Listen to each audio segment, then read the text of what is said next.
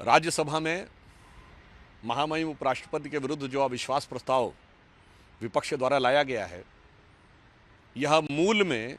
इस समय इंडी गठबंधन के अंदर हो रही प्रतिस्पर्धा,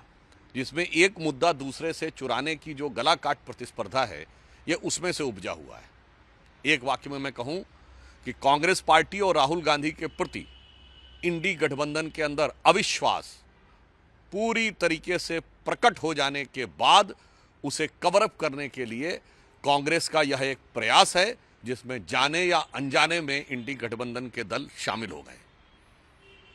यह तो हुआ तात्कालिक कारण, और दीर्घकालिक दृष्टि से देखें तो हम यह कहना चाहते हैं कि यह एक लंबी प्रक्रिया है, जो हमारी पार्टी ने लगातार आरोप लगाया है कि विदेश से बैठी हुई शक्तियां, जिसमें OCCRP जैसी संस्थाएं, सोरस फाउंडेशन जो काम कर रहे हैं, विगत 7-8 वर्षों का इतिहास देखिए, भारत की व्यवस्था की हर चीज के ऊपर आघात किया जा रहा है। सबसे पहले इन लोगों ने एयरफोर्स पे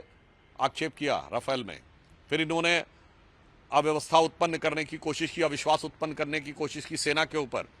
सर्जिकल स्ट्राइक के मुद्दे के ऊपर। उसके बाद इन्होंने अविश्वास उत्पन्न करने का प्रयास किया भारत की अर्थव्यवस्था की रीढ़ माने जाने वाली सरकारी कंपनियों के ऊपर, LIC के ऊपर, वह गलत निकला। इन्होंने कहा SBI के ऊपर अटैक किया, वह गलत निकला। फिर इन्होंने कहा कि हिंदुस्तान एरोनॉटिक्स बर्बाद हो गया। Fact of the matter is कि उसको 29,000 करोड़ का रेवेन्यू मिला। उसके बाद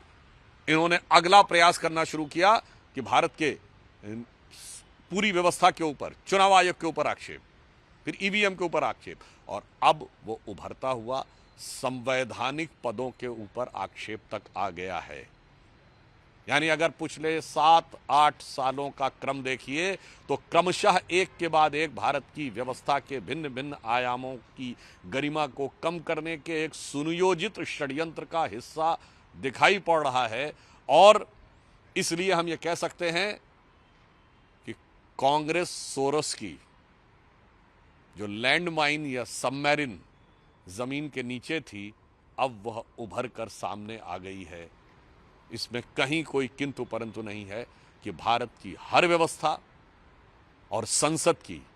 गरिमा को कम करने के लिए,